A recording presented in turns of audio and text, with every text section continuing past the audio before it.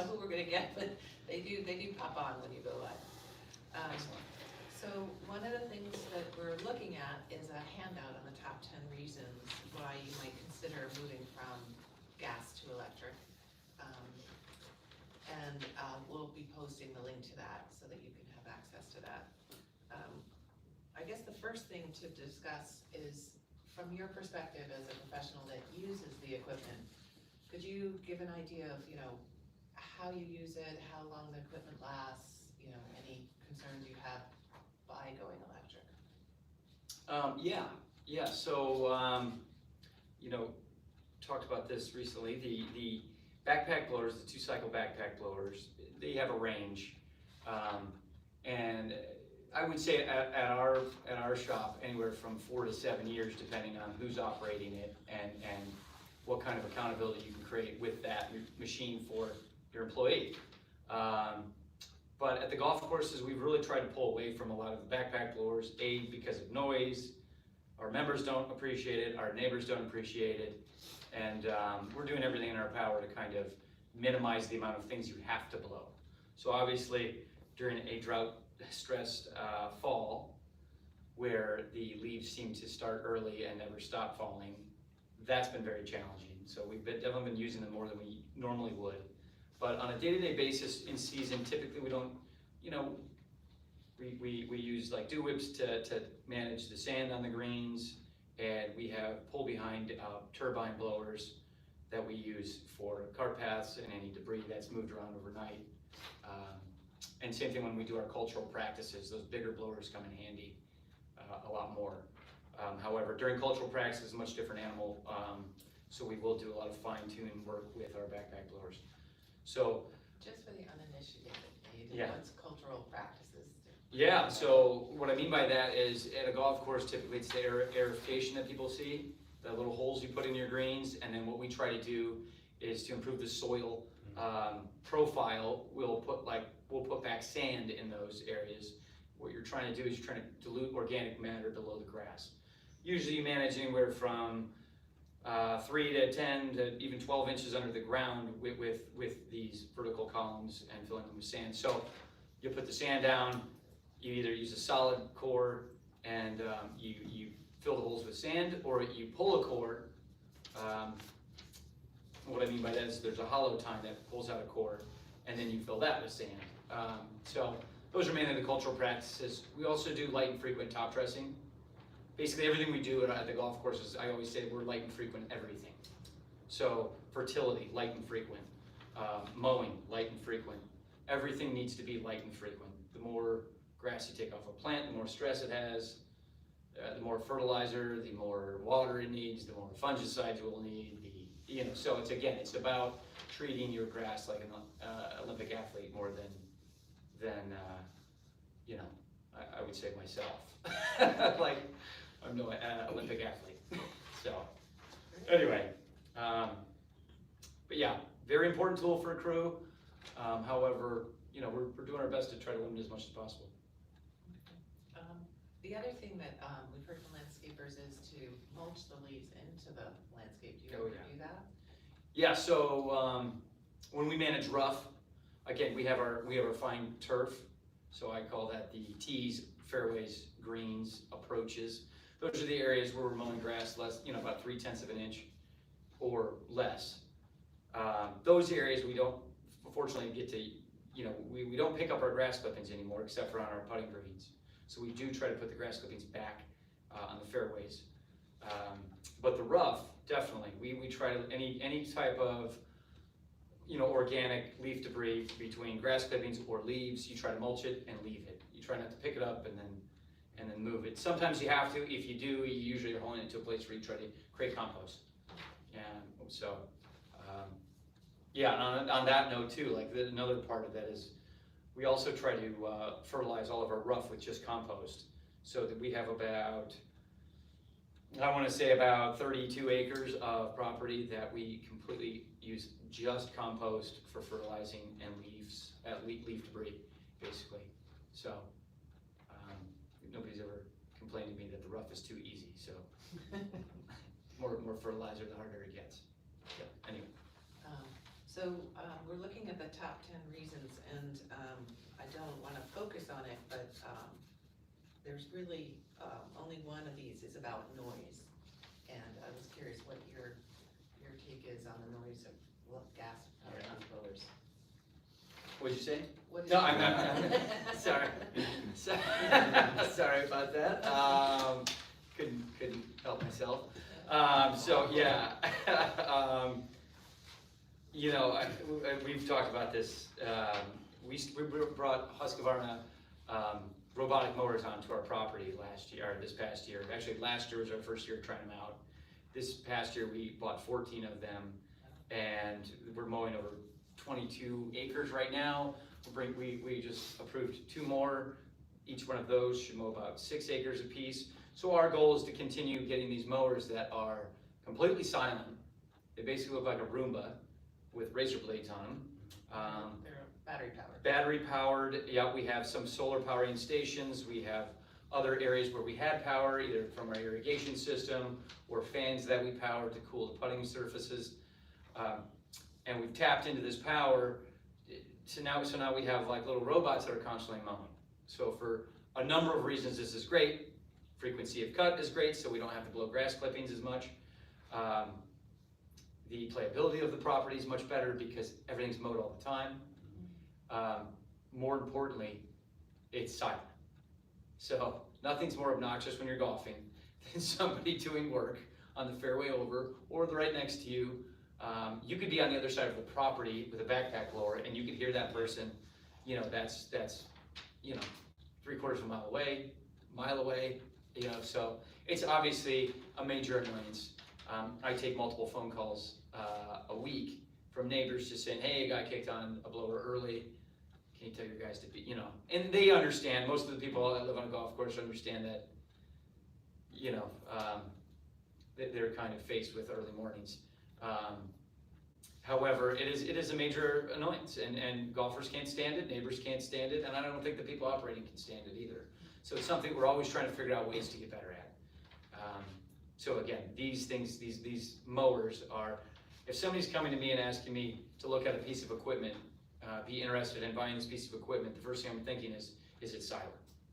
Right. You know? The decibel scale, also a lot of people don't understand it, right? Decibel scale, so decibel is the pressure of sound. And it's not a linear scale, right? So it's logarithmic. So that means if you go, let's say, from 60 decibels to 70 decibels, that 10 decibel is actually 100 times stronger.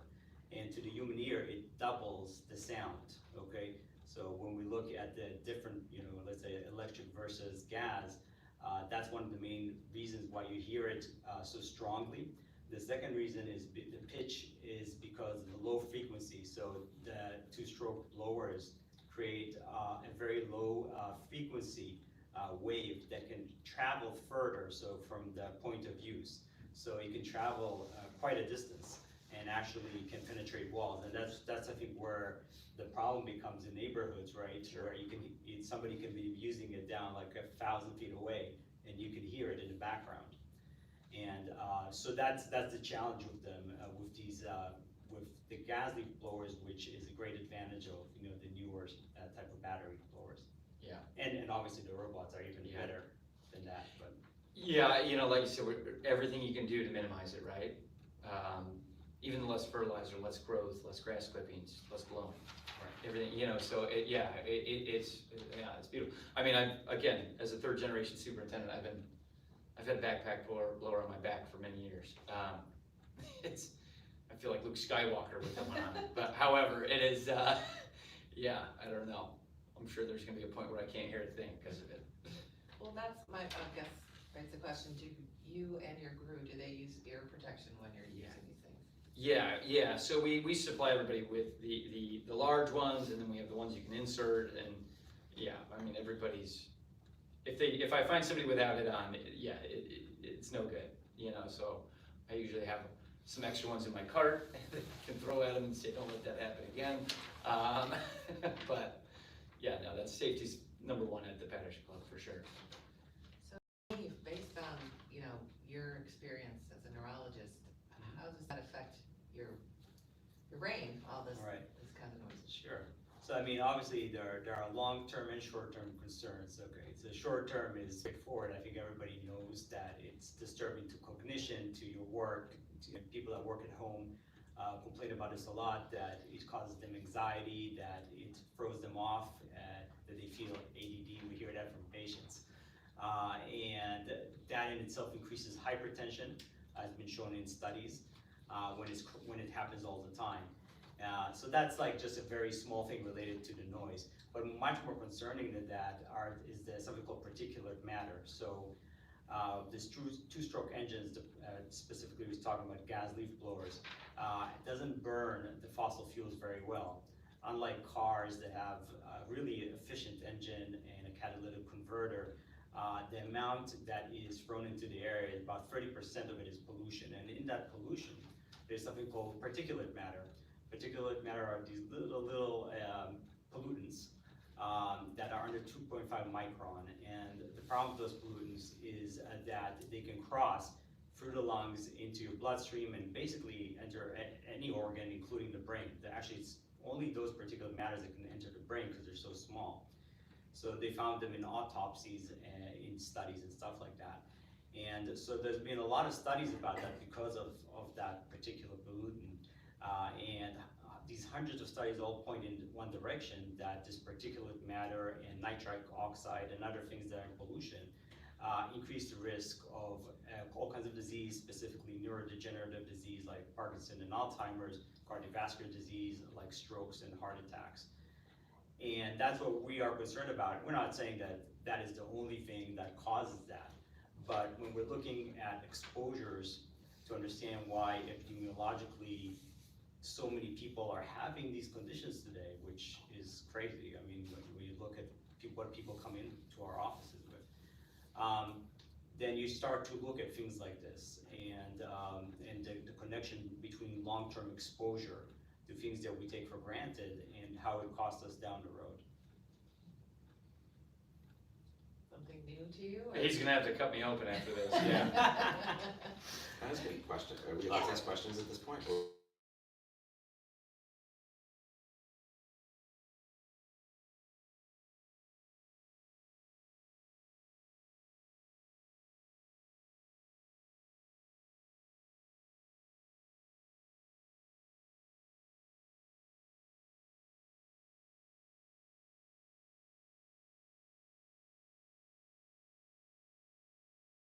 And nitric oxide, yeah. And nitric oxide, yeah. But still, obviously, as we discussed earlier, like a Ford truck actually pollutes less than the 2- and 4-stroke blowers by a lot, which is stunning. Yeah. Hi, this particulate matter, does an N95 mask, which is a regular mask, not the COVID mask, does that protect you from particulate matter? Or is particulate matter fine? It's very fine, yeah. So there's particulate matter that's about 10 microns, and that usually you sneeze and cough, and most of it comes out.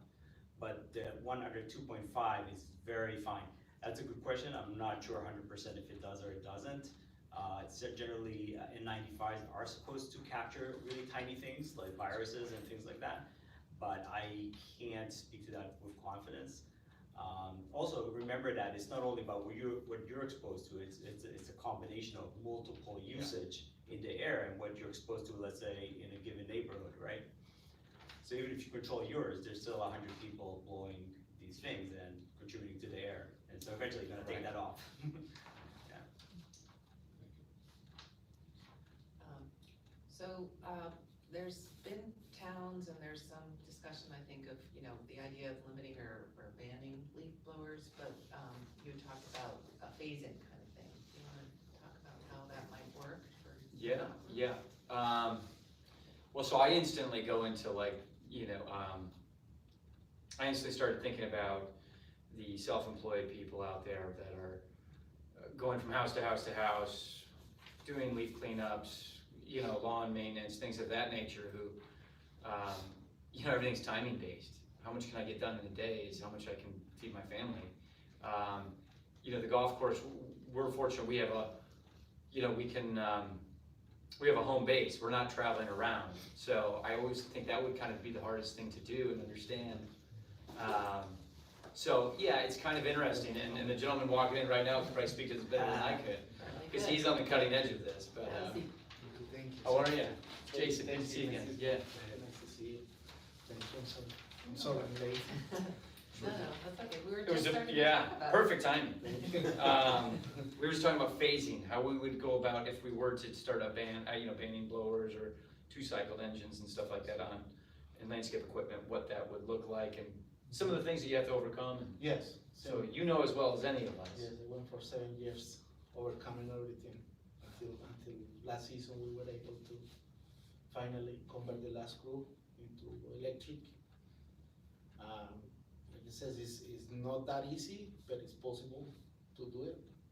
And it's more is about training your people, the guys that work for you, to do more patient or be more creative, use their imagination, common sense to work. That Sure. it's not difficult. Just, we're actually, that's my phone is, we're on live on YouTube. Oh. So just to let you know, Thank you. and then we'll be recording. But could you just introduce yourself and your company? My name is Nelson Muñoz. My company is Cultural Lawns. Actually got two companies, Chopera Fierro, which was my family start business on landscaping. Cultural Lawns is my second company. I've been in business for 21 years already on landscaping. I took over after my stepfather. He found Chopera Fierro in Reddish, Connecticut in 1963. So I took over in 2000. 2004 we make it more, this is where we started looking for different changes. Was difficult back then. 7 years ago we finally were able to start getting our hands in good equipment. I've been gasoline landscaper for the last 16 years, so after we changed. What started your movement towards the electric? I was really concerned about health Yeah, first. for your because guys? We know, I was working myself Sure. all the time. Sure. Noise. Yeah. The fumes of the gasoline. Complaints with customers too. Sure. Neighbors always complain. We have to work early, we have to finish late. So we always have complaints from the neighbors, and I understand that back then we had nothing really that we can use. So when I start seeing the changes and people needs, but most was health, was more for me. I was seeing my guys getting sick and the noise, the fuel on your clothes coming home and smelling gas. Eggs smell terrible. That was not easy for us. So that was my decision to start looking for. Yeah. Not easy, but finally companies start doing better Yeah. with the electric equipment. So yeah, we're here now. So Jason was talking about his robotic. Yeah, Yes. we met at the Connecticut Transportation Coalition. Yeah, Yes. and I got to see your trailer that had it was all set up, ready to go. It's like, oh, it's a pretty neat scene. Yes. I think that was one of the other things that I was looking for something to do our job more quietly. And I think it's nothing better than those robots to do it quietly. I mean, they give you, besides that, they give you more time with your same crews to do more stuff. That's really important in landscaping. I would say mowing grass is easy. It's not that difficult. But do pruning, weeding, that kind of stuff is in commercial landscaping is where most, I would say, more money is for the landscapers. Lawn mowing always is more equipment involving trucks, insurance. It's a lot of things around mowing that is Yeah. not good economics for the landscaper. Is where your most money is spent. Is where your most equipment has. Yep. And those robots really help you to reduce that and give you more time with the same people without firing guys. Just now you have more time for pruning, weeds, stuff like that around the properties than just mowing. That's what it is. That was the essence of what the Patterson Golf was trying to, prove and create is, the first thing people always think is, oh, you're taking jobs with these robots. Exactly opposite of the truth. We are trying to free up our guys to do the more valuable things for our members. The things that we have slowly gotten away from doing over time, where employing people has gotten more expensive. Skill sets have gotten are almost as good as they used to be, I should say. That's a nice way to say it. But it's all about doing more and proper pruning. For us, it's like plugging divots or more greenskeeping, or there's so many things that are valuable on a piece of property, between plants that can be pruned, or bunkers that can be maintained at a higher level, which these things all have a life expectancy, so you're trying to get the most out of everything. Equipment, keeping motors sharp, all of these things kind of add up, and that's been the greatest thing for us as well. Yes. It's just getting people to do other things. We'll notice it a lot. So one thing Jason was talking about earlier was how many batteries do you have to go out for the day to be able to work all day? Yes, batteries, I will says, when you move into electric equipment, we are lucky that the big mowers, the commercial mowers, the ride-ons, the push mowers, commercial mowers, they're really good. I mean, you can go through 8 hours of work a day with one charge of the equipment. The complication of the issue comes with the small handheld equipment, trimmers with walkers.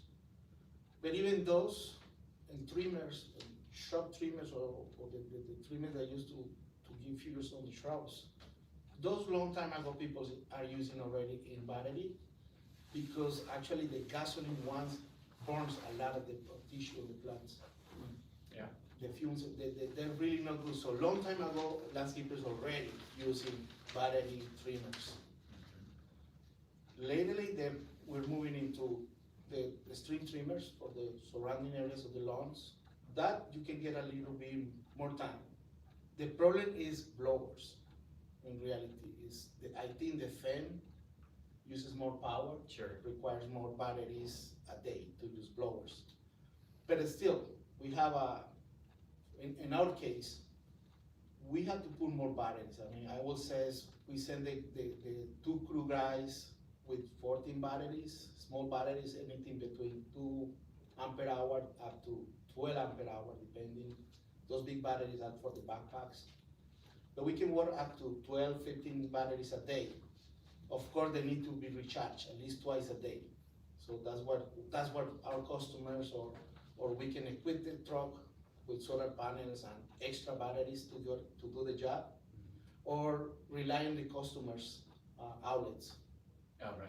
to connect. But those batteries, we have to use small batteries because you need like 30 minutes to charge. Yeah. So it's about the time you are in a property.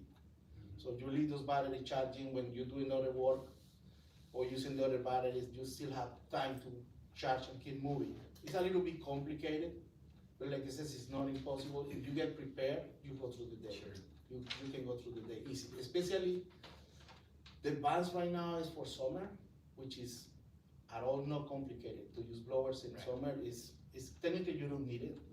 The leaf blower, you don't need it in summer. Is like, to me, it's more, what I talk to the other landscapers that they're still in gasoline is like, they're just wasting that equipment. They're wasting gasoline in summer. Because you don't really need it, but the guys are still using more than is needed. Just to blow the driveway or the patio is what you need that for. And if you put grass catchers in the machines, you can collect the grass clippings, blow a little bit patios, driveway is enough. I mean, summer will be no problem for leaf blowers to be electric. Fall came with a little more challenge, but again, it's just using your logics to do things.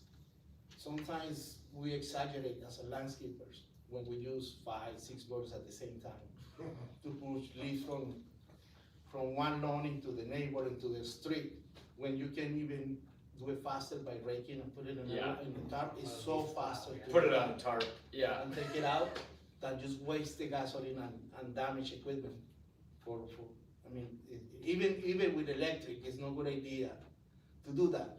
It's just wasting on time. Really, it's wasting on time, and you are like, you need to train the guys that work for you. Yeah. To understand that it's battery or gasoline, but it's still wasting of time and resources.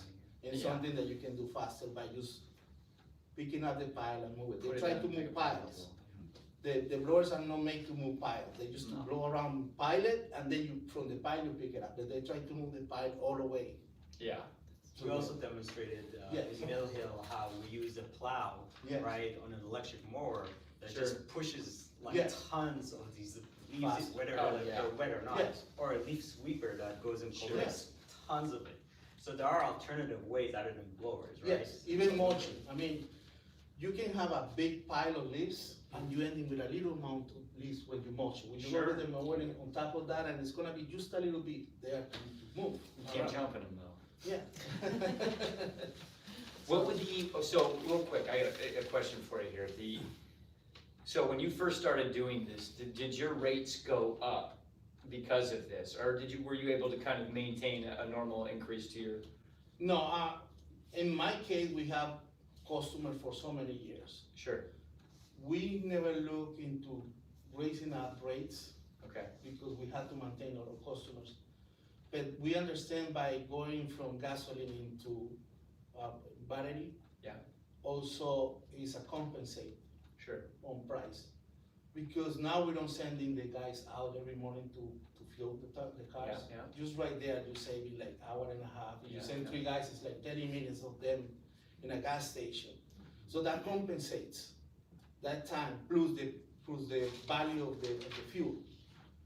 I mean, we know that we can spend like 11, 17 cents an hour. The same leaf blower, like gasoline leaf blower, is like 17 cents to blow 1 hour versus $3.90, $3.80 a gasoline blower. wow, So that part compensates. sure, So we don't have really to increase the money on the customers.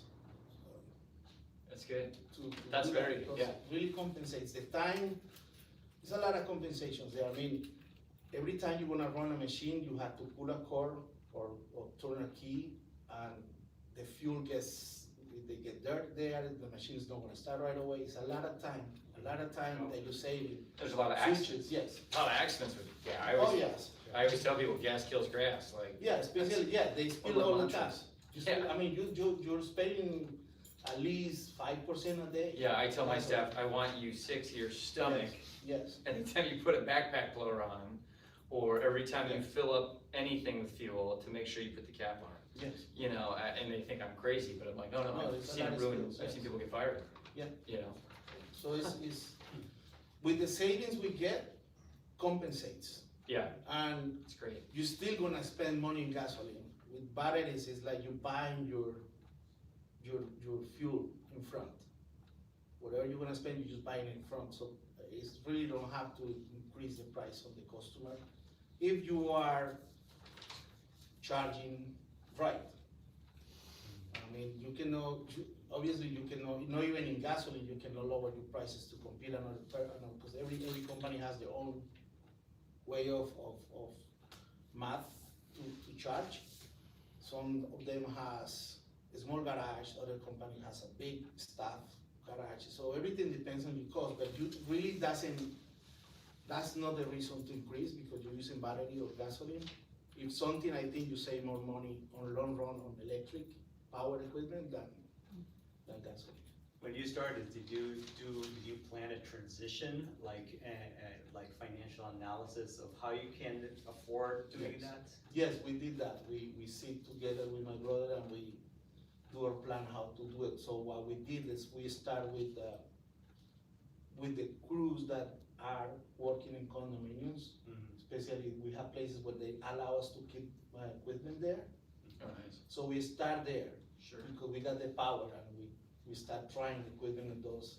From there is where we take all these numbers, how we can Nice. actually save money using that's batteries. great. So we talked about this, it sounds like a cash flow issue because you're saving incrementally, but you have to put out a lot of funding to get the Yes. equipment. The equipment is Yeah, expensive, but in our case, when we decide to buy the first equipment, we always, even for gasoline equipment, we have to finance, because even that's expensive. For landscapers, you have to go and get a bank and do financing. When, in both cases, when we get different banks to do the financing thing, we were lucky to get 0% on, I think there's incentives because it's electric equipment there, so Nice. you get 0% down, 60 months to Wow. pay, That's great. so. Do you lease all of your equipment, or majority of it? We bought it. You buy it, you buy it a through- bank, okay, through a so- bank, but they give us 60%, like I Yeah, said. that's great. 0% down, 60%, 0% interest, 60 months to pay. Yeah, nice. So one of our mowers that says something is, yes, it's like 25,000, right on mower, 60 inches deck. Yeah. But it's like $43. Yeah. To pay for that a day, so it's not that expensive. One of the, well, this is interesting, it's leading me to a thought that, when I first got to the club, we were trying to own all of our equipment, and the daily use, it's like putting 250 to 300,000 miles on your car every year. All right, how often you're using this equipment, and I'm talking about fairway mowers or rough mowers. Yes. These things are now costing us anywhere from $100,000 to $130,000. That purchase price is 15% of the cost of ownership. So it's a drop in a bucket compared to what you're going to spend operating that piece of equipment, changing out the $10,000 worth of hoses on it, 10 years in, or the reels have to get changed out about 4 years in. Every 4 years, those are, you're looking at another $8,000 there. So you go through the list of these things and you're going, oh my gosh, we should just lease this equipment. Yes. If we can afford to, let's lease it. That way somebody else can acquire those costs later on. Now, when we started doing these robotic mowers, and again, the quality of cut is different. It doesn't have the vacuum lift the grass and cut effect, so you still have to mow it occasionally at our place with the regular mowers. But if I can cut, like for fairways, if I can go from mowing fairways 4 times a week to twice a week, and in certain times of the year, the shoulder season's once a week, great. You've saved a heck of a lot of fuel, you've saved a heck of a lot of power, manpower, and you've just basically saved a ton of money. But at the same time, these electric mowers, the purchase price is basically 95% of the cost of ownership. So there's very little money to put back in these things. You might have to replace the batteries 5 years into a 10-year life expectancy. You have to change the little razor blades that anybody could do with a Phillips head screwdriver. And then you just want to keep them clean because they become like your pets. Yes, for us, it's been, like it says, we're in transition. We're using big ride-ons and walk-behinds, battery-powered equipment now, but our final transition is into automowers. So like this year, we start talking to our customers and transitioning them into that. And most of them are agreeing with having something there in their houses and keep it nice and cut every day while we can do more stuff for them without extra charging, nothing. I mean, it's much better to go like that. So we started that transition and I was able to work with the company. Yeah. Like they says now, they have a lease programs on for golf courses, schools, government. Whereas I think it's really cheap. It's like $80 a month or something like that per machine. So and they mow up to 2 acres like every day. It's nothing. We always used to time everything on major events. When something's going on, oh, that's gotta look perfect before the event. It looks perfect every day. The laser beam stripes, I'm like, wow, can't make any straighter lines. So what do you think is preventing other landscaping companies from going through that process? Because it sounds like there's incentives from the state, either the state or the federal government, I'm not sure. Like it sounds like a great fit for your business. What would prevent other, because I hear leaf blowers up and down the street, just walking here, it was like, No. every other round. I Like, think- why wouldn't other people shift? I think it's more information, is not enough knowledge about what is going on with the industry right now.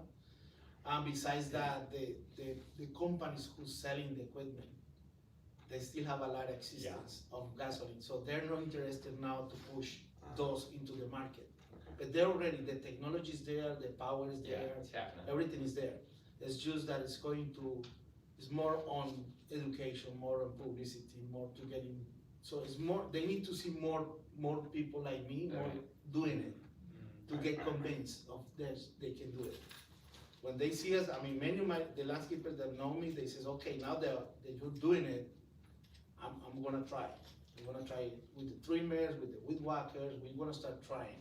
If you're doing it, we might be able to do it. But it's somebody has to take the step forward and start doing it. That's what it is. Yeah, they're gonna build what's in demand, right? Yes, yeah. And when people start asking, more customers start asking for that, we as a landscaper, we're gonna have to provide to the customer. Yeah. That's the. So it starts with the customer. Yes, it starts with the customer.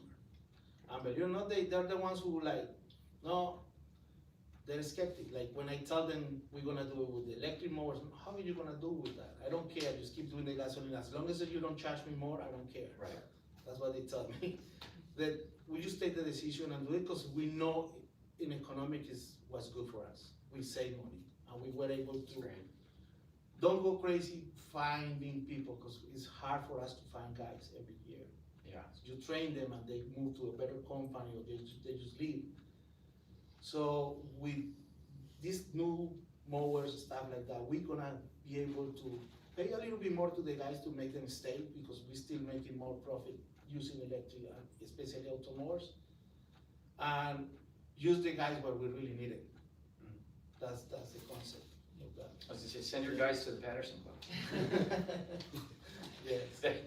Leave for 25 cents, right? Yes. It's the hardest part of the job. Yeah, So it is. we talked about the payback period for this investment. Can you talk about that? Yes, we are at the range right now that we getting our payback in 3 seasons. Wow. Period. That's great. For the equipment.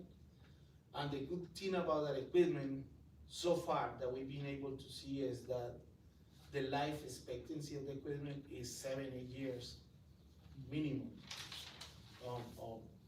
Nothing, it's a big repairs. Like, it is really, You're getting 7 or 8 years out of that equipment?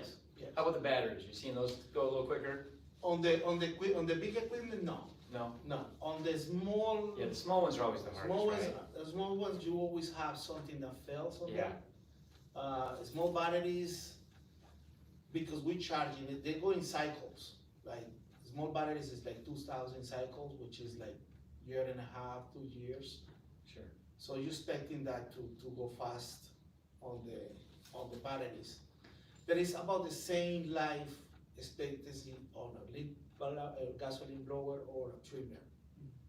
The way we use it, they don't give us 2 seasons.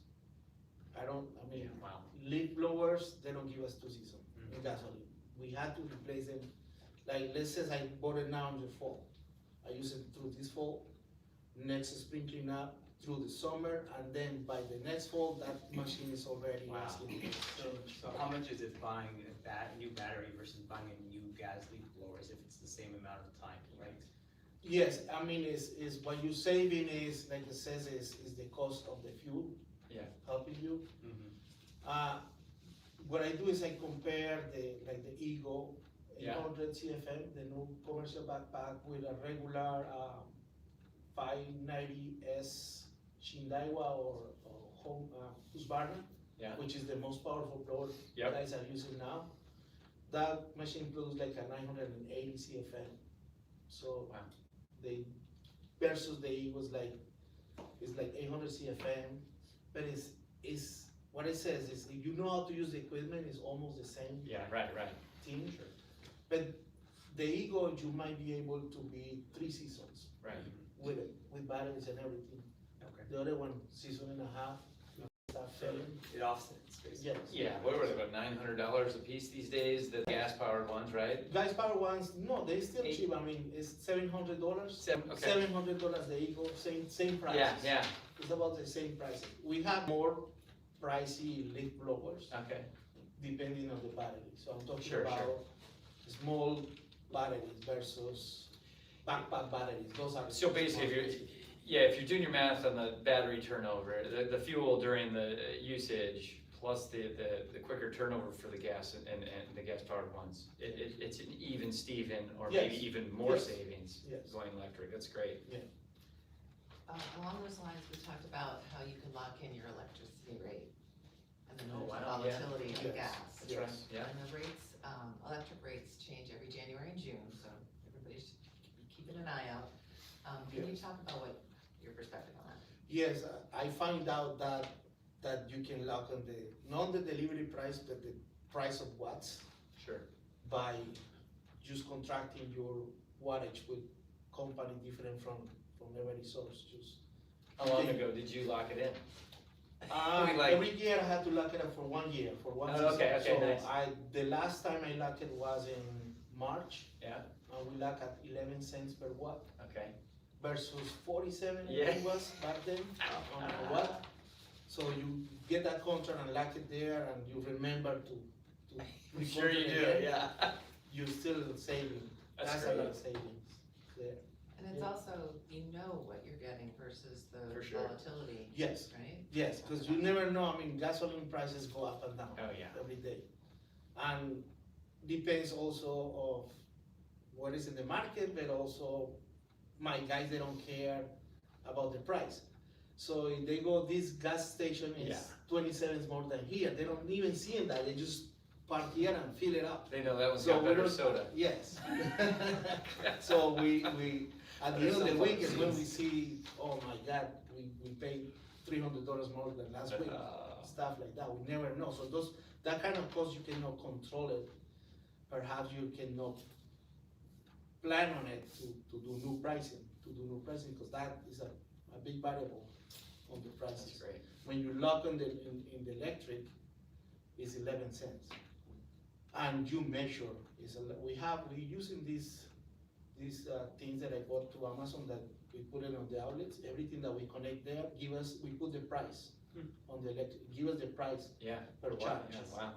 So we know how much energy in which machine is using how much, or which cruiser is using it. That's great. It's really useful data to have. Yes, Yeah. yes, it's a lot of stuff to do.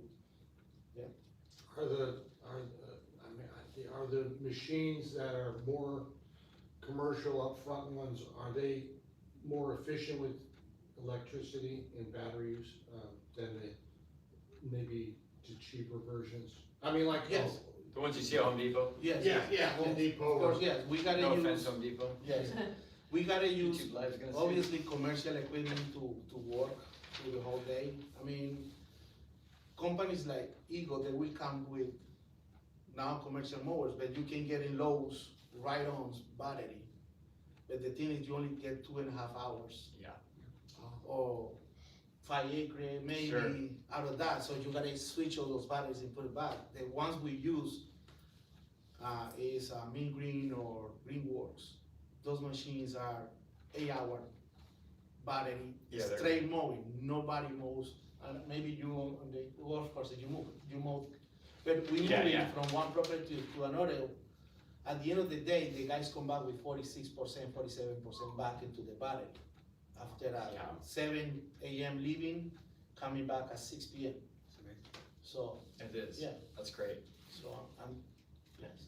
So I'm interested, of course, like in the health aspect of this. Have you noticed a difference in the people that work for you? You were concerned about health issues before. Are you seeing less? I mean, it just seems like such a no-brainer with all the particulates and the Yes. noise and all of that, especially connection with cognitive health and Sure. dementia. I mean, I can't imagine People getting- why anyone would not want to do this. Are you seeing? But I improvement? noticed they talk to me lower now, they used to. Now they lower their voice and talk. No, but it is more my guys are happy with it. That's good. They're really happy.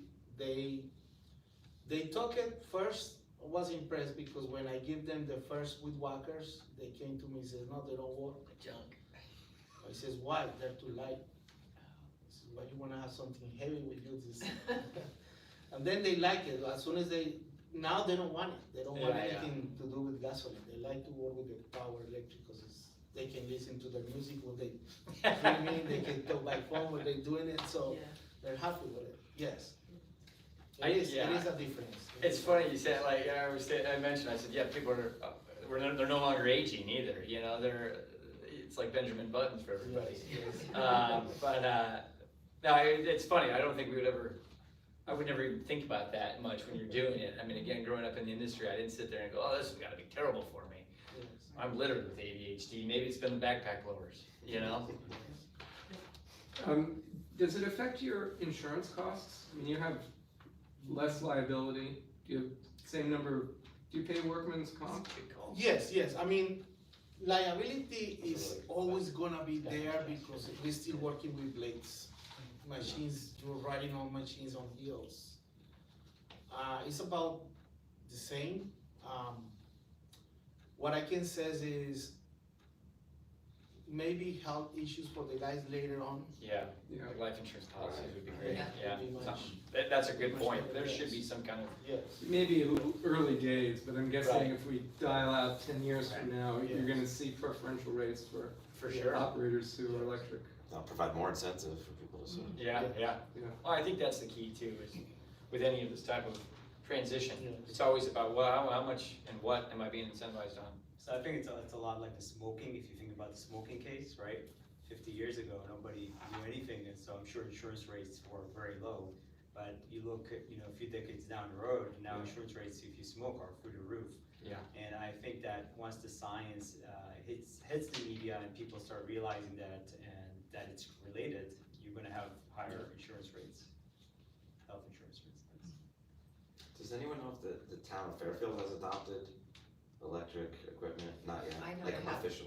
You have not, They yeah. They have not. What's, We're working on it. why? That's what why we're not? hearing, right? That's what we're working on, Right. as Nelson says, it's an educational process, and this is the first panel that we're gonna be Got it. talking about this, so Okay. yeah. It's all starting here. Okay. Yeah, Yeah. we're at the beginning. Yeah. The practical use of using these electric systems, I've been told that you really have to pick a manufacturer because the batteries don't Oh, interchange. How does that, you guys wanna talk about that at all? Well, yeah, for us, we started with the Husqvarna mowers, and then the Greenworks, like you said earlier, he's got his backpack blowers are way better than the ones that we've used. I got some, about 8 years ago, the backpack blowers, and they weren't there yet. They big heavy batteries, they would die after about 2 hours of use, and then you would be running back or switching them out.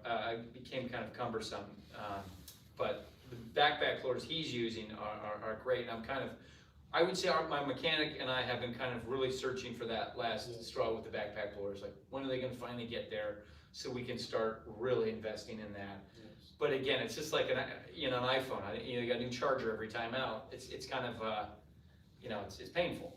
Yes, yeah, with gasoline equipment is like, oh, we like more like the chainsaw from Husqvarna. Yeah, It's easy to start it than steel. Some people goes because of that with Husqvarna, it's gasoline, so you can have Husqvarna, steel, different brands on a crew, just because this blower or this blower is more powerful than this blower. You don't care, you can have that blower, one brand, a string trimmer from another brand. But now because of the batteries, it's much better if you have the same tool, so you can interchange batteries, which is economically is better. In my case, what happened to me is because we start trying every brand. So at the end, I end with crews. Every crew in my company has every crew works with different brand. And what I did is I allocate Makita for one crew, everything is Makita. Steel is for another crew, everything is steel, everything is Husqvarna and every crew. That helps me just to control my batteries. Yeah. So when the guys come back through the day, I know they left with 10 batteries, they come back with 10 batteries. and they didn't switch it. Because if the other crew had the same brand, they just can, oh, we lost one, Yeah, yeah. you lose that one, no us. So for me, I just did it because of that, and because I've been trying every brand to find out what is good. Finally, yes, we came to a brand that is really good, is good quality. 3-4 brands are really there, good. And 2 of them, believe it or not, is because they're found as electric companies. They never had nothing to do with gasoline. Those brands proved to be good brands to work with. The other ones, they just. You're speaking of Greenworks? Yes, Yeah. Greenworks is good. The What's mowers are really good, and the other one that we really love it is Pelham from France. Yeah, so that's the one Really good machine. that's the one I saw, and I was like, Yes. I hadn't seen that one yet. Yes, that is impressive on quality. They have batteries that last 10 years. Yeah, wow. Batteries that take water 360 around. They can be in the rain and everything. Yeah, that's great. Heat, dust. They're really advanced, but it's more expensive. Yeah. But it's still like 10-year battery. It is. Yeah, it's gonna pay for itself It's all gonna day pay for long. itself. Yeah. And the power is there. I mean, the mowers, the lawn mowers, I can tell they're even superior in power Yeah. than the gasoline ones. Like a car, you know how Yes. everybody's been in a Tesla over years. Yeah, Feels like you're in a rocket ship, Yes. yeah. It is there. It's impressive. They do the work. Yeah. No problem. So what brand are your backpack blowers? Right now we're using Makita, Steel, Husqvarna, Eagle, Peleng. And which do you prefer? I prefer Peleng because of the quality. It's really good quality, really well designed and heavy duty equipment. Steel is a good choice too. Eagle, I like Eagle because of price. So it's affordable for almost every landscaper to buy a backpack. $600 is gonna buy you a backpack with batteries and charging. No other brand will have, and it's quality, it's good quality. The commercial one is good, Yeah. last. There's many other brands, many popular brands that have those blowers, but I can tell you the quality is not that good. But it's a lot. What I'm trying to say, in the market, is a lot to take. It goes with prices. So prices start everything from $200 up to $3,100. Depends on what you want. But like it says, is the price part of the electric equipment is always the battery. But the battery is your fuel. So I tell the other landscaper, listen, when you buy a blower, maybe they give you a little bit of gasoline when they test it for you. That's it. But from there, you're gonna have to buy gasoline. Same, the battery is, take the battery out of the equation, take it from the tool, leave the tool alone. It's about the same price. Every blower on battery is the same price of every blower of gasoline. Battery is what makes it expensive, this electric blower, because it's fuel. So 600 gasoline blower, 600 battery blower, take the gasoline and take the battery, same price, and long run, this one is gonna give you, the electric is gonna give you more savings, because this gasoline is, and maintenance, and this one is more, so. So you talked a little bit about education, both with your customers, but also the landscaping community. I know ordinances are controversial, but if towns started to pass them or even started to actively debate them, that would accelerate that conversation, right? Yes. I mean, people would push back, but at the same Yes. time, they would start to check out what they needed to do. And it happens I mean, around the country. Absolutely. There are hundreds of cities, including big cities like Baltimore and Washington DC. Yep. There's whole states like California. So, and in the tri-state, I mean, hundreds of towns, including along the shore here. So, to different extents, there has been a lot of discussion about it, education and ordinances. So it's definitely, we're not the first to get there, And landscapers people is talking more now, I can tell. Oh, yeah. In the last 3 years, it's been more concerned about, hey, we know it's gonna happen, we gotta just start getting prepared for it. Yeah. But that will be good of I will say incentives should be there for the landscapers because there's many guys that cannot afford it. I mean, they cannot just get rid of their equipment and go buy new equipment. That's gonna be a transition, but And like he's saying too, like, we need the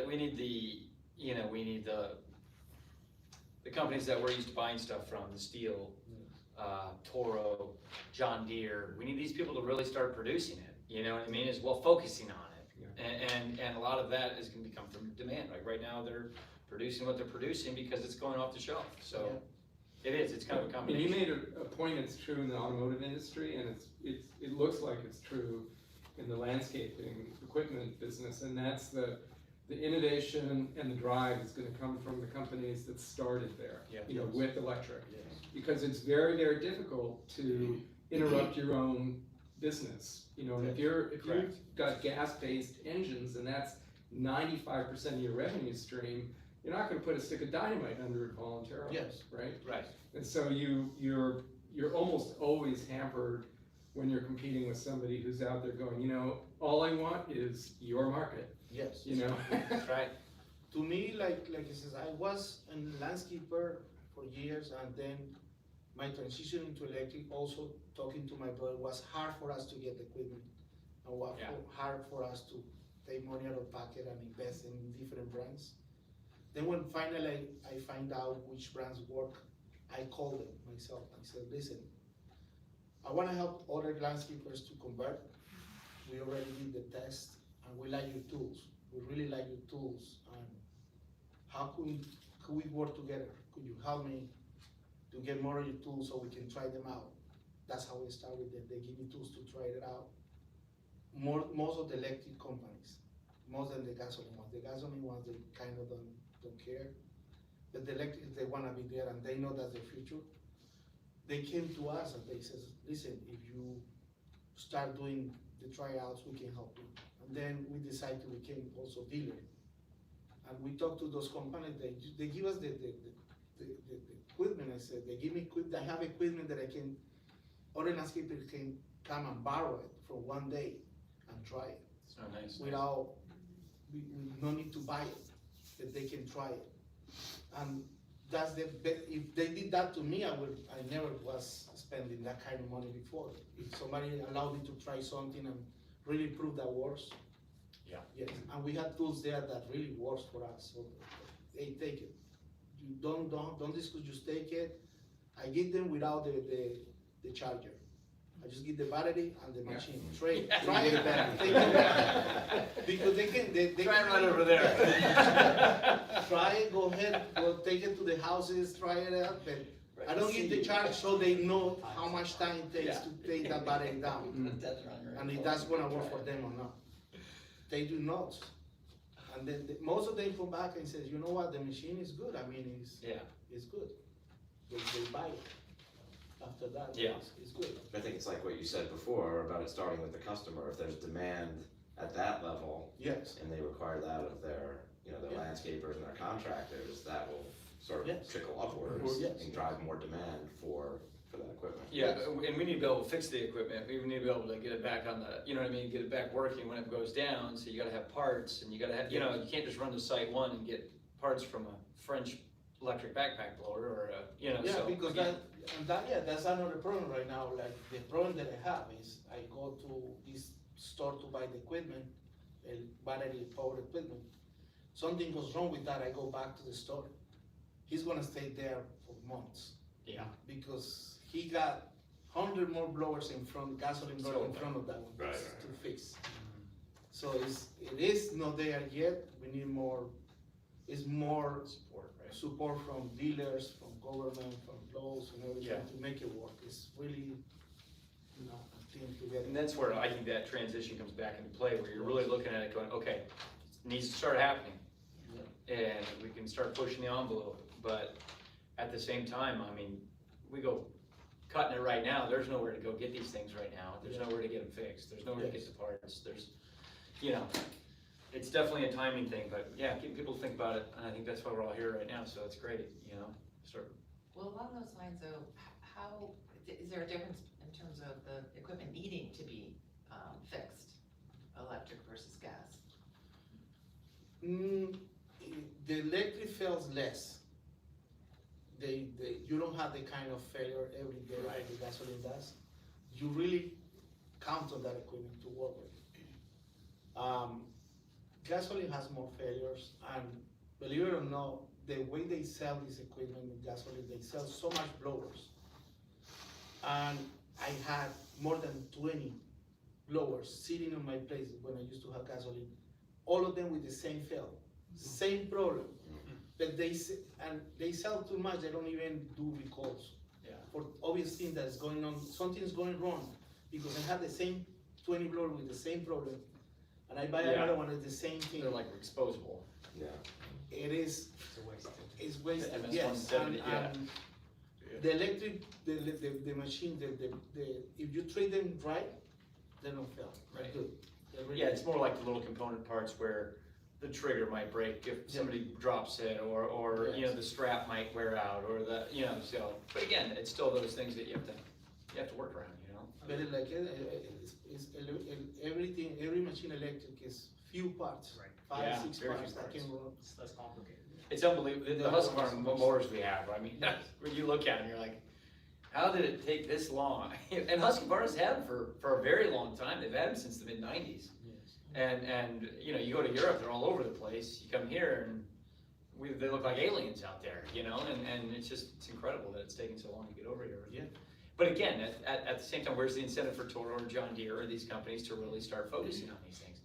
A lot of the stuff they're focusing on are these larger pieces of equipment that are robotic, but they're still the gigantic mowers. They're just like AI driven, you know,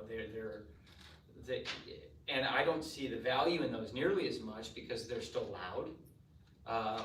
It's like when you go to San Diego and you see the taxis driving around with nobody in them. I mean, it's kind of crazy. Like, don't get me wrong. I don't. It's a little more of a trust thing you have to get over. Like, I don't know if I could see a fleet of equipment leaving with very sharp blades and reels spinning versus a little Roomba walking around that, you know, you could kick it over if you wanted to, you know. The safety's off the charts. You know, it's much safer. Oh, yes. So, yeah, anyway. I'm not familiar with how those robots work. Are they programmable or are they just? Yes. So they are. So they don't just bounce off things like Roombas So actually. you put transmitters out, Mhm. right? So I think we have 5 or 6 transmitters on our entire piece of property. And they're very inconspicuous. We put them on a 4x4 post, get them up in the air, or else you put them up on like the top of a building. We have a pump house sits up there, and it has to be in somewhat sight of the mower from time to time. And you basically create work zones. So you have, you know, an app on your phone, and it turns into like a remote control, and you walk these robots around where you want them to mow. And then you go through and mark the areas that you don't want them to mow, because let's say there's a drainage grate and their little caster wheels could get caught in there. All right, stay out of this area, stay out of the bunkers, stay out of this area. You know, cobblestone edging on our cart paths, that's all coming out in our next renovation. It's just very limiting for robots, you know? Yeah. It's great for controlling golfers and staying on the path, but a little wooden peg will do that as well, so we're gonna trade. But yeah, these things have like they're basically little joey sticks that their body sits on, so when it bumps into something, it stops, sees what's going on, backs up, you know, all right, I'm gonna go around this branch or around this cart tire. My big scare is golf carts running them over. Yeah. That's always my scare. And you know, I've talked to other superintendents why they haven't done them. Some of them are, I'm afraid people are just gonna come out here at night and steal them. You know what I mean? But it's not like they'll be any good for them. They wouldn't be able to use them. However, Just deal with the it's damage. more like, yeah, it's just more that, like, Yeah. trust, On you know. my case, the ones I use the same Husqvarnas, but with the wire. Oh, you did, yeah, so they have ones with dog fence Yes. wires, kind of like a dog fence. It just goes randomly, and if it bounces into something, it bounces in. Yes. So the ones I have that are transmittable, you can pick the striping that you wanna do, you can diamond patterns, you can burn in lines, all sorts of stuff. So, and then that's just constantly getting better and better as well. Yeah. Do they make them for residential use too? Absolutely. Yeah, okay. Absolutely. My brother's had one in his backyard for, I don't know, a long time. One of the ones that you're Yes. referring to Yes. in his backyard for a long time. But I mean, they're all great. If there's a problem, you know, it dings your phone, and you're like, oh, number 43 is sleeping. you know, or it lost its signal, or, you know, it's stuck on a rake handle, or, you know, like, it's always something silly. Yeah, requires that we deploy already 47 with my company. Wow. All of them are That's great. wireless. Yeah. And those are customers, more principally in condominiums, where we have like full contracts, where we gotta do pruning, weeding, trimming, mowing, snow blowing. All that, and we have condominiums that require like 4 days working in there, so 4 days making noise with gasoline equipment, we were doing that. Wow. Now we changed to electric, these people is happy, because we Sure. can be working there, they don't know we are there. Oh, that's The, great. the only thing they know is always pruning, always no weeds, mowing lawns all the time, and they don't hear us working over there. You know, you think about how many people are working from home now as Yeah. well, you know, that extra day or all week, and, you know, yeah, I can only imagine, that's impressive, 4 days of mowing versus none. Yeah. That's pretty great. Yes, so we're using the guys now to, small mowers, just to go in the areas where we were not able to locate them. Narrow areas where they gonna bounce too much, it's too much bouncing. Yep. It's not worth it to put it there. Not the ones that I use, maybe the Yeah. satellite one are much better than those. Because now they're coming out with GPS ones, that you don't need the wires anymore. Yeah, that's the ones that we Yes. have. Yeah, they're all GPS based, and yeah, you just create work zones for them. And you can tell this work zone, I want you to mow at 2 inches, and I want you to mow from 2 AM to 5 AM.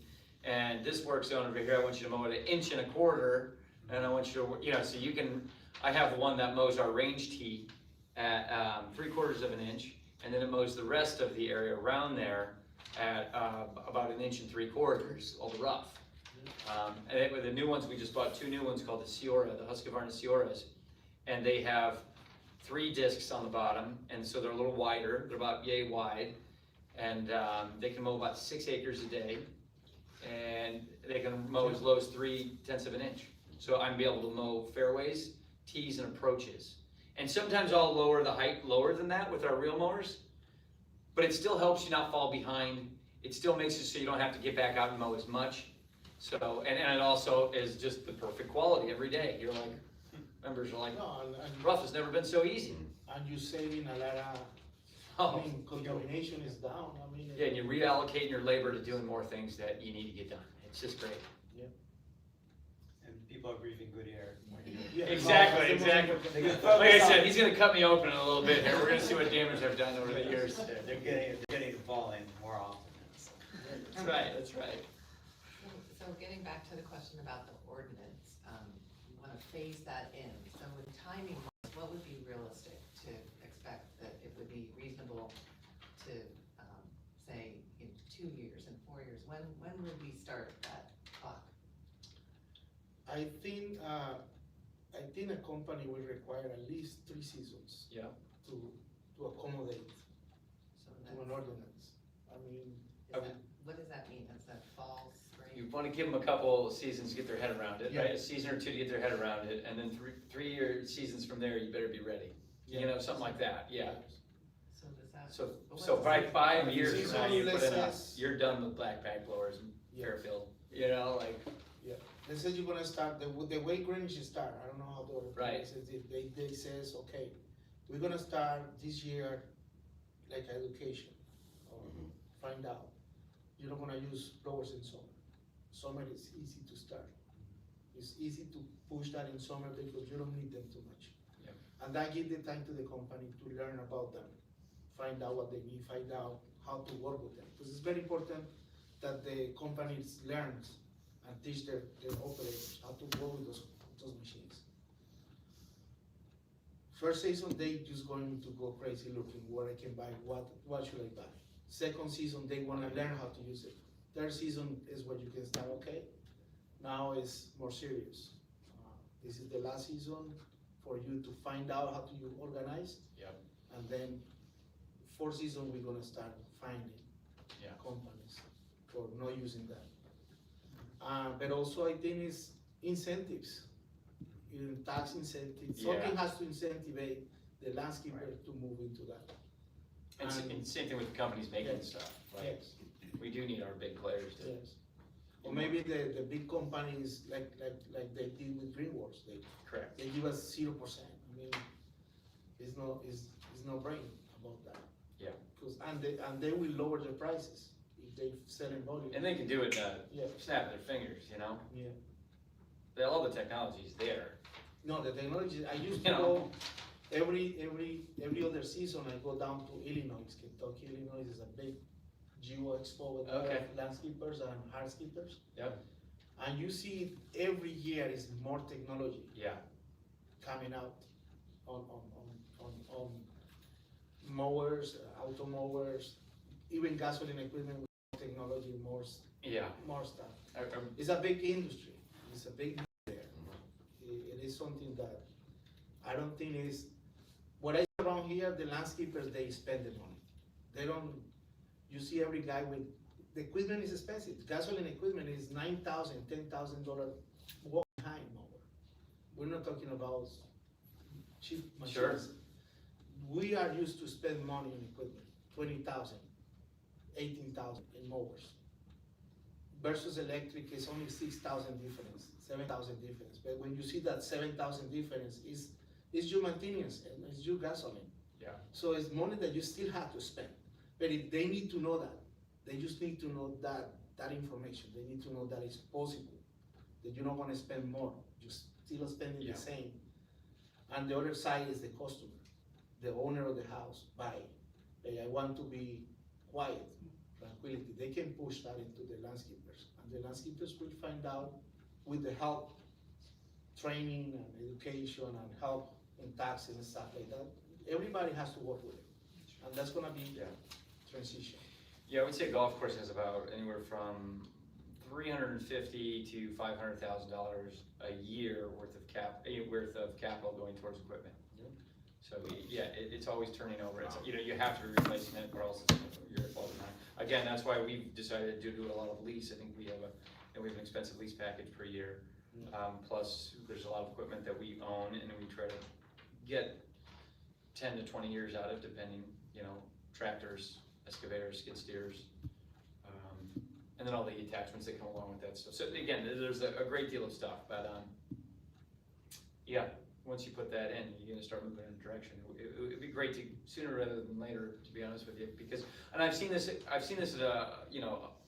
when Greenwich first did it, all the superintendents from that area, we would show up at a conference and they'd be like, oh gosh, they've started this thing, and then 2 years later, it's no big deal, you know what I mean? It just becomes part of They it, so. adapted. Right, you adapt and you figure out a new way to do that, and that's the great thing. I've been fortunate to go to conference, we go to a conference every year, a couple conferences. There's one in Rhode Island for golf courses, and the GIS is one of the biggest conferences in the country, and it goes from San Diego, Orlando, and one other place, and it just rotates, Phoenix, and you see all this new technology, but I went to one in the bigger conference in the UK one year, and that's in Leeds, and mind-blowing, the different technology they're using and some of the stuff that they have compared to what we're using. It's very different. In Europe, they use more of their.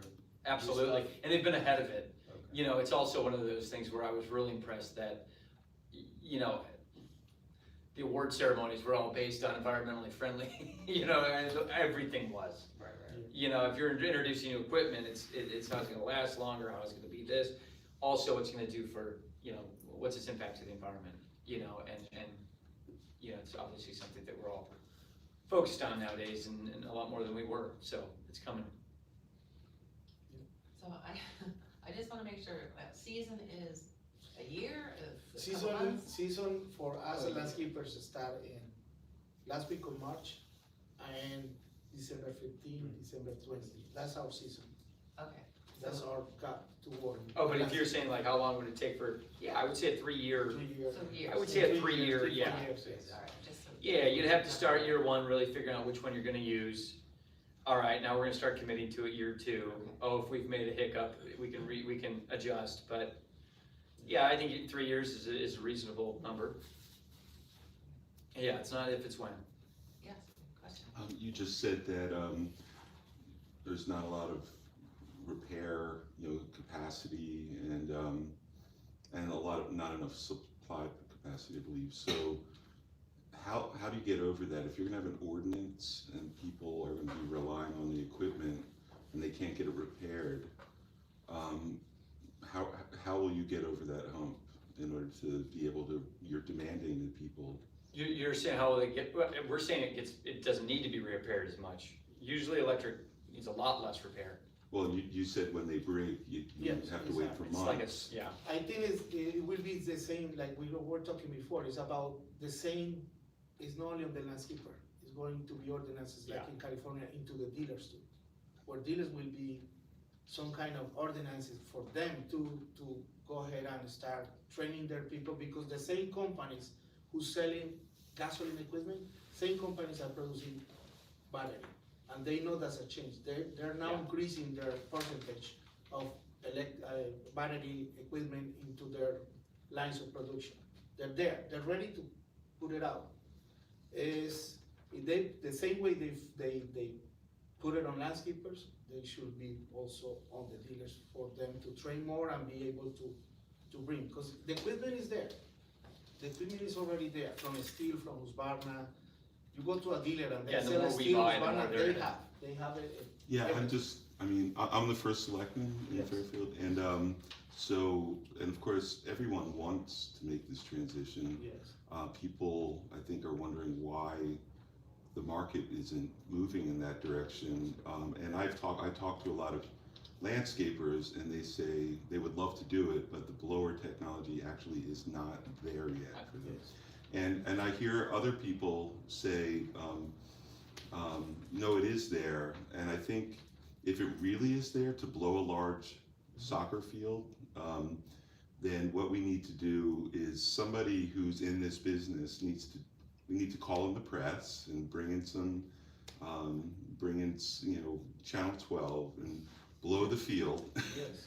And then we'll get it on TV and we'll prove, because when I talk to our Parks and Rec department, they say there's no way that you can do that. Like, no way. And that If you're using a backpack blower to blow an entire soccer field, it's like using a spoon to shave your face. Well, they do it though. Well, I mean, don't.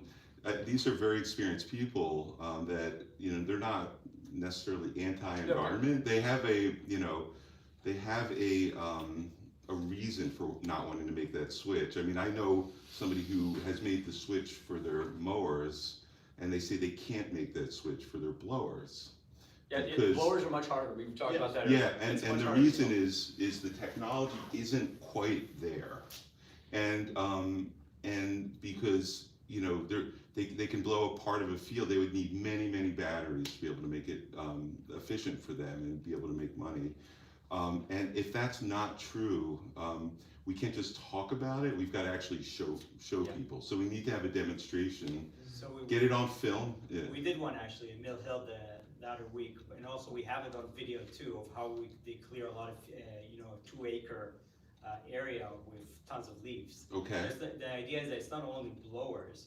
There are rakes, there are leaf plows, there are leaf sweepers. So I think we're confining our imagination to just a blower for a blower. And if we start thinking outside the box, there are ways to solve the problem. The other thing I would say is, I live in Fairfield, and my kids go to soccer games here and all that. I'm not really sure what exactly they're blowing on those fields. I mean, the trees are far away. What exactly are they clearing from the soccer field? Is it the grass? Because we just spoke about the grass clippings Frequency of should cut. probably be kept even on the field. Yeah, like we were saying, the grass. I mean, the Husqvarna mowers, we can mow so frequently. There's no grass clippings behind. You're mowing every day, so you're taking a fraction of a piece of grass, and it just disappears much quicker.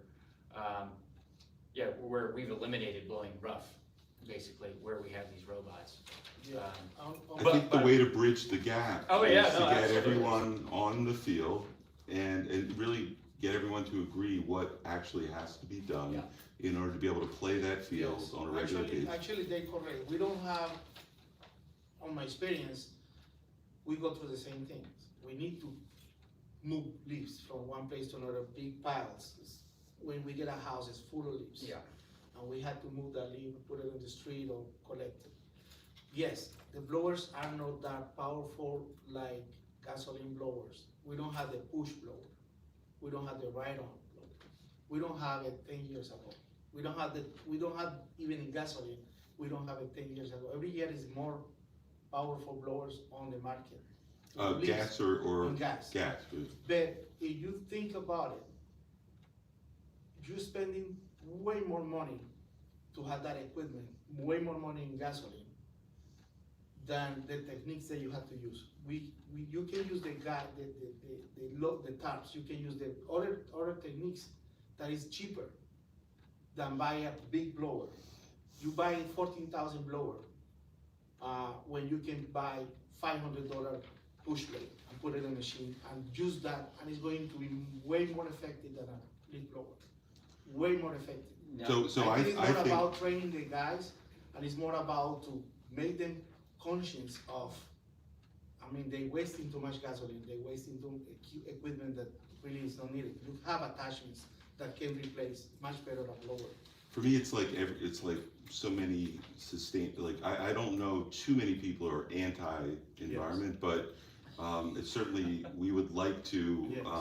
move in this direction, but for me. Yeah, we have a very similar challenge. So we have like fairways, when we have to clean the fairways in front of golfers. They go out there at 7 a.m.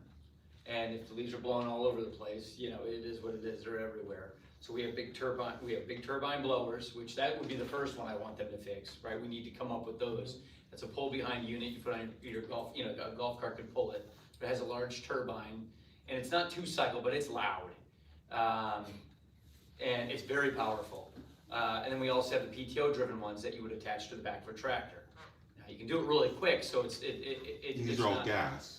it's on a tractor attachment, right? Tractor attachment. So Right. yes, it's diesel powered, powering the PTO Right. spinning it out. So yeah, so waiting for blowers that are silent for those type, well, I haven't seen anything No, that has replaced that yet. So. Yeah, so to your point. If that is what's needed for a soccer field Exactly. in the spring, then we should, because I get a lot of calls, like, the town should be the one to start this. The Board of Ed should be the one to start this, and I'm like, they're telling me they can't. That's the biggest hole we have right now, in my opinion, when it comes to managing large acres. So I think with Sustainable Fairfield, we should be, the march towards getting here should be what's realistic, because if you put an ordinance in place that doesn't work, you get people really angry, like upset. Again, I'm not as worried about the backpack blowers as I am something like that. Right, so if Again. it's, how about lots of a certain size, or is there some way you can phase in an ordinance that's practical, Yeah, that for sure. we know the technology, and as the technology advances, then you phase the ordinance in. Yeah, when we first got here, I think the first thing I said was, homeowners, see you later. like all electric right away. It should be, yeah. The faster we can do that, the better. Yeah. And then commercial, we need 3 years to phase out the backpack blowers and the string trimmers and the hedge trimmers and things like that. Yeah. Chainsaws are gonna be tough. That's another one that, those guys are cowboy. That's the last remaining cowboy, I believe, is the people doing the arborist work. That stuff's tough, and to take away their babies, those tools are like they're attached to their body. You have to be good with that stuff.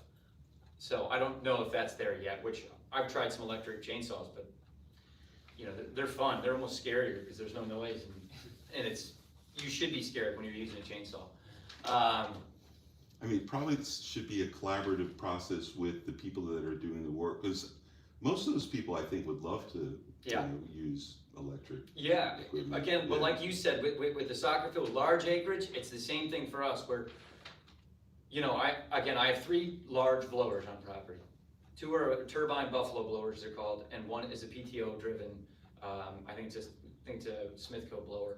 But these things have been running for the last 3 weeks, a lot. And the last 2 months, I should say, 3 weeks, 2 to almost 3 months because of the drought. This is the longest leaf season ever.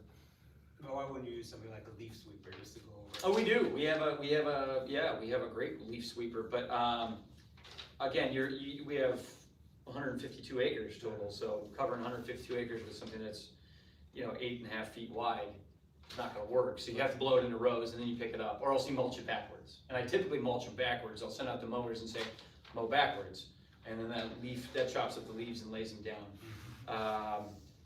But the leaf sweepers are great. It's just, that much acreage you're talking about is a different Yeah, it's a ballgame, lot. you know? And that kind of goes for, I think of like, graveyards, you know? That's another one that I'm sure they have a very challenging, you know, to manage that kind of acreage. So, but yeah, those blowers are not there yet, and I haven't seen any. And I've had my eyes open for those as well. So it sounds like the backpack blowers, the technology is there for small I think lots, he's proven it. but the big industrial size one's not quite there yet. Correct. And I So why believe, not start with the smaller acreage, you know, piece of land? I and think say yeah, that you're have to still use a saving, backpack, you're still right? saving in hybrid concepts. Yeah. Maybe you use backpacks and keep using the blowers, the big blowers, because you don't use a lot.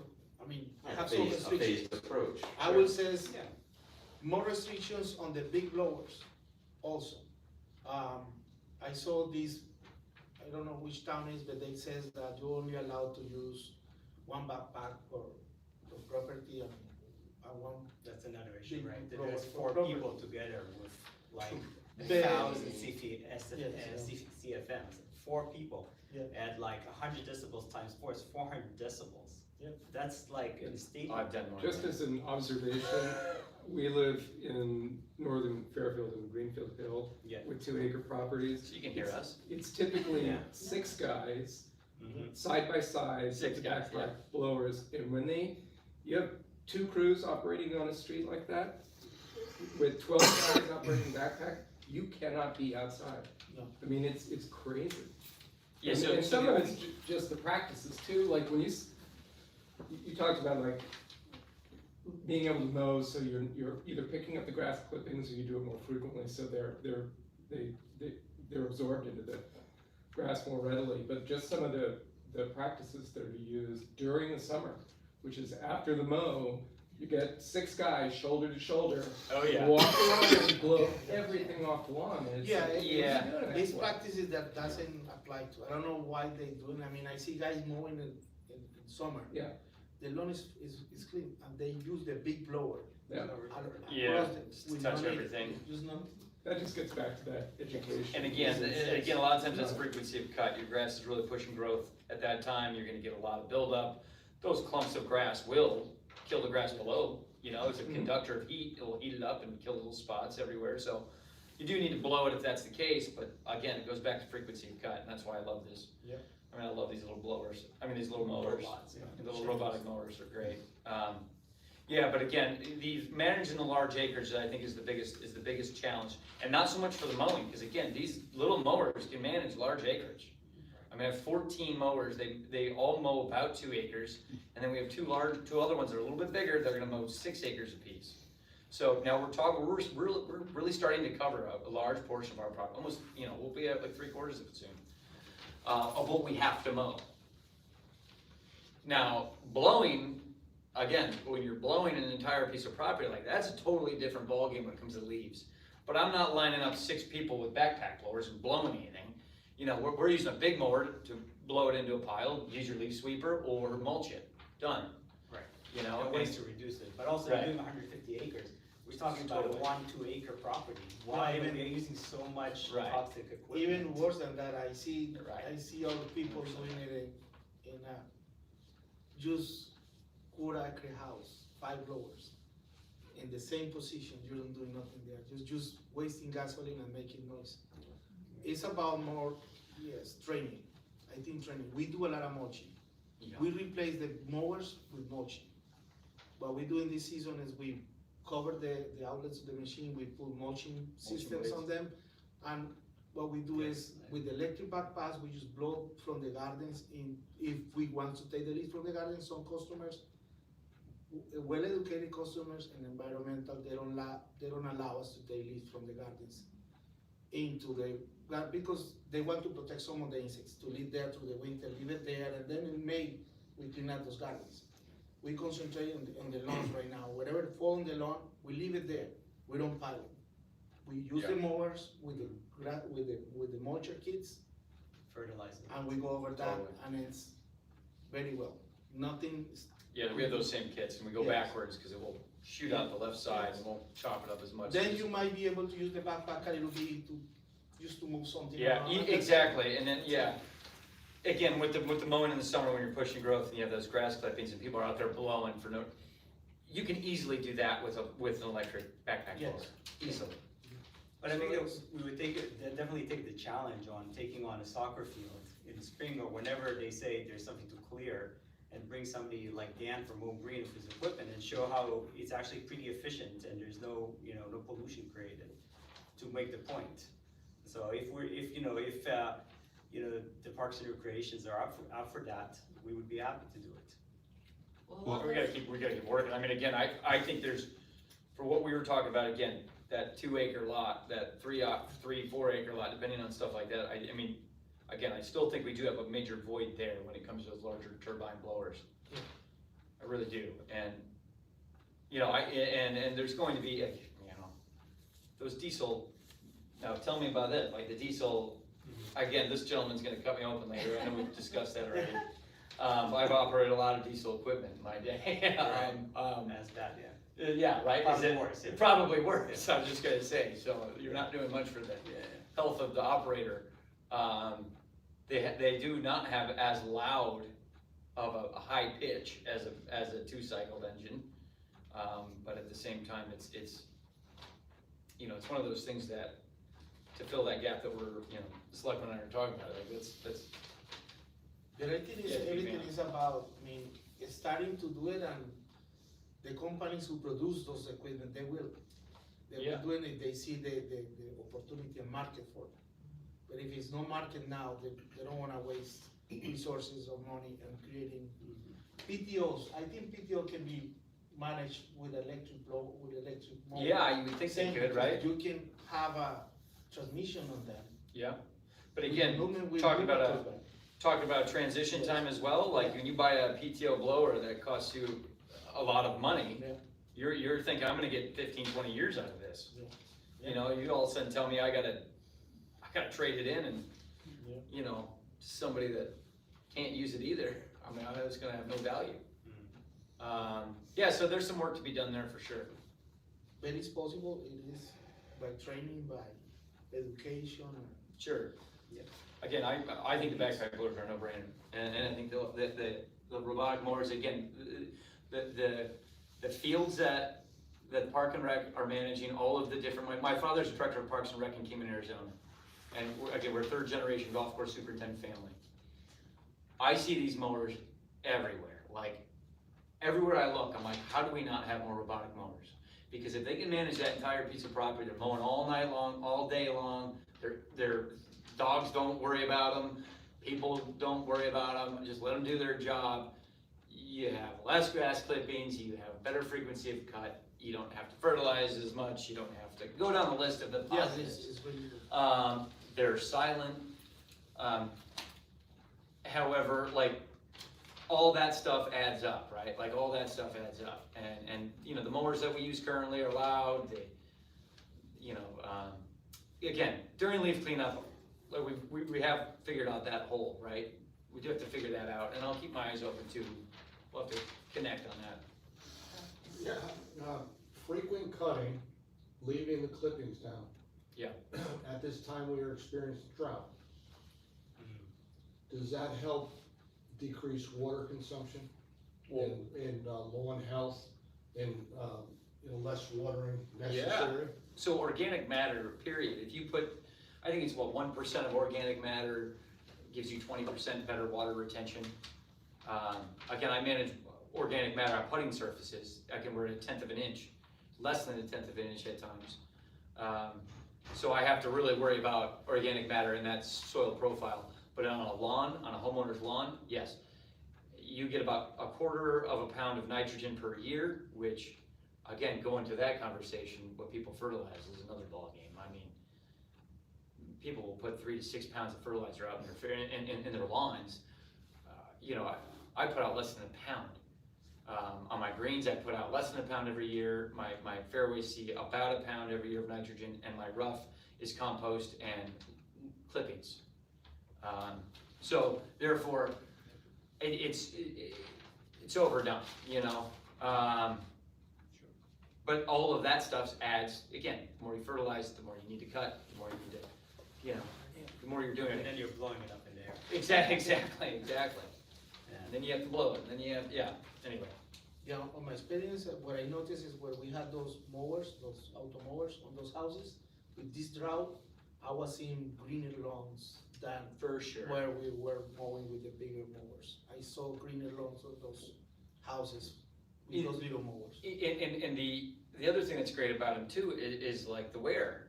I mean, these other mowers are heavier, or like the zero turn mowers or the Skags. When those mowers twist, it's like when your uncle used to give you the burn on your arm, you twist your skin back and forth. That's what your tires are doing every time they turn. These little robots that are, they're not doing any harm.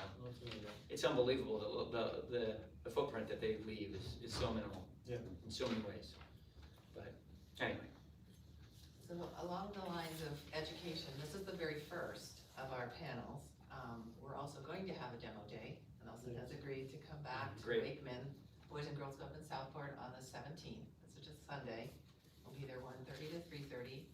And we picked there because it has turf, it has impermeable paving, and it has grass. Oh, it does. So we Of course. can bring my 7 bags of leaves that I've collected in case there aren't any. I'll bring you some leaves. And we can see, whole leaves versus mulch leaves. I'll bring you tons of We leaves. can try, and we're gonna have some gas and electric, so we did only electric at Mill Hill. Mhm. And the problem was, everyone was able to talk okay. Nobody and noticed it. nobody noticed that we were there. Everybody notice anything going on? It's unbelievable. So that really that's why we wanna have the gas, so you can smell it, so you can feel it, so you can hear it, and then you try the electric, and you can teach yourself which one is the one for you. So we're also gonna have another panel on the 20th, the Connecticut Audubon is gonna be hosting a statewide panel.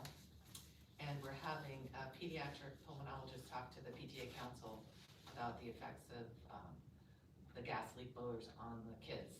So we'll be recording that, because it's probably not so much for public. So that's what we're doing in November, and then we'll have all those recordings to post, and then in the new year, we'll start up again, and we'll have more panels.